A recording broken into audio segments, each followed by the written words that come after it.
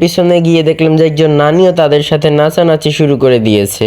আম্বানির ছেলে এসে টাকা চিটাইতে শুরু করলো। আসসালামু আলাইকুম এভরিওয়ান, ওয়েলকাম টু মাই সস্তা ব্লগ। শীতের দিনে শরীরকে গরম করার জন্য, শরীরে তাল পিলিয়ে আনার জন্য অনেক পদ্ধতি আছে, কিন্তু আমরা বেছে নিলাম ঢোল তবলার বাড়ি, ভান্ডারি মাহফিলে যাওয়ার মতো আমাদের কারো পকেটে টাকা ছিল না, তাই বিকাশ থেকে টাকা তুলে আমরা 3 পাপিষ্টার সাথে বড় বাইকে নিয়ে চলে গেলাম মাহফিলের উদ্দেশ্যে। সেখানে গিয়ে আমি প্রথমে বড়ির আচার খেলাম, তারপর দেখলাম যে বড় ভাই দোকানদারি শুরু করে দিয়েছে। তারপর আমরা হাঁটা ধরলাম মাহফিলের দিকে, কজ মাহফিলটা একটু ভিতরেই হইতেছিল। এখানে গিয়ে দেখলাম যে মাহফিলের বেসিক লেভেলের কার্যক্রম যেমন দুরুদ শরীফ, মিলাদ এগুলো পড়তেছিল। আর বলে রাখা ভালো যে তখন প্যান্ডেলে তেমন কোনো মানুষ ছিল না, তাই আমরা ফের দোকানপাটের দিকে আসলাম ঝালমুড়ি খাওয়ার জন্য। ঝালমুড়িটার দাম রেখেছিল 30 টাকা, কিন্তু বিশ্বাস করেন ভাই, আমরা 30 টাকার ঝালমুড়িতে 13 টাকার স্বাদও পাইনি।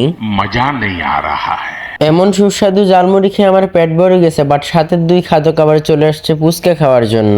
তারপর পুচকা খাওয়া শেষ করে চলে গেলাম আবার ফের মাহফিলের দিকে। প্যান্ডেলে এসে দেখলাম যে মাহফিলের মূল কার্যক্রম শুরু হয়ে গেছে, আর প্যান্ডেলের আনায় কানায় মানুষ ভরে গেছে। আমি ভাই শুধু তাদের হাতের দিকে তাকিয়ে রইলাম যে কিভাবে পারে তারা এত তাড়াতাড়ি এগুলো বাজাইতে। প্রথম তো পুরো মাহফিলের পরিবেশ ঠিকঠাক ছিল, বাট একটু পরে আমার মনে হয় 2 পাশে আধ্যাত্মিক কিছু ল্যান্ড করছে। তারপর 2 পাশে 2 গ্রুপ নাচানাচি করতে শুরু করে দিয়েছে। তাদের এই নাচানাচি দেখেও শরীর না গরম হয় আমরা চলে আসলাম রং চা খেয়ে শরীর গরম করার জন্য। বাইরে চা খেলাম, আমরা প্যান্ডেলে গিয়ে দেখি গরমের তালে সবাই নাচানাচি শুরু করে দিয়েছে।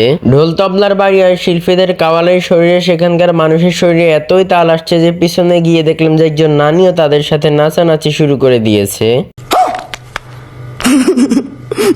তাদের শরীরে এতই বেশি তাল আসছে যে তারা একজন আরেকজনের কান্দে উঠা পর্যন্ত নাচানাচি শুরু করে দিয়েছে। লজ্জার কথা কি বলতাম ভাই, সেখানকার ঢোল তবলার বাড়ি আর তাদের নাচ দেখে আমার নিজেরও মন চাইছিল একটু নাচানাচি করতে, কিন্তু দুঃখের বিষয় হলো আমি তো নাচতে পারি না। কন্ট্রোল।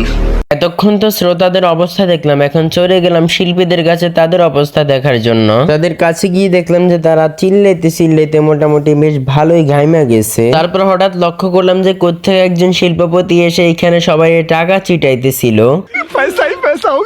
তার টাকা চিটানো শেষ হলে দেখলাম যে কোত্থেকে আবার আম্বানির ছেলে এসে টাকা চিটাইতে শুরু করলো।